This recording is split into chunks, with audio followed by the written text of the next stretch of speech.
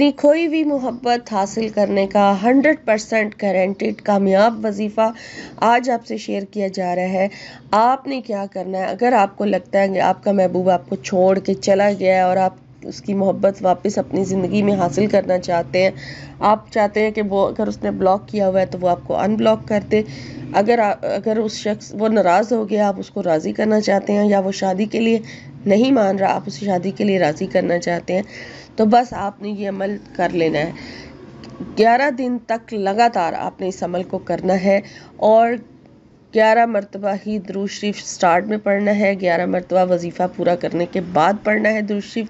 दुआ मांगने से पहले आपने सिर्फ़ और सिर्फ 786 मरतबा 786 टाइम आपने अल्लाह ताला के दो नाम या हय्यू या कय्यूम, ये दो नाम पढ़ने हैं। रात के वक्त इशा की नमाज के बाद पढ़ें और अपने मकसद, यही वाला जो मकसद है आपका महबूब के हवाले से, इसको करें।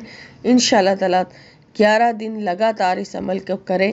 11 दिन के अंदर अंदर अगर उसने ब्लॉक किया होगा तो वो अनब्लॉक लाजमी कर देगा, आपसे रब्ता करेगा, आपके पास वापस लौट आएगा, जिसके लिए आप ये वजीफ़ा करेंगे।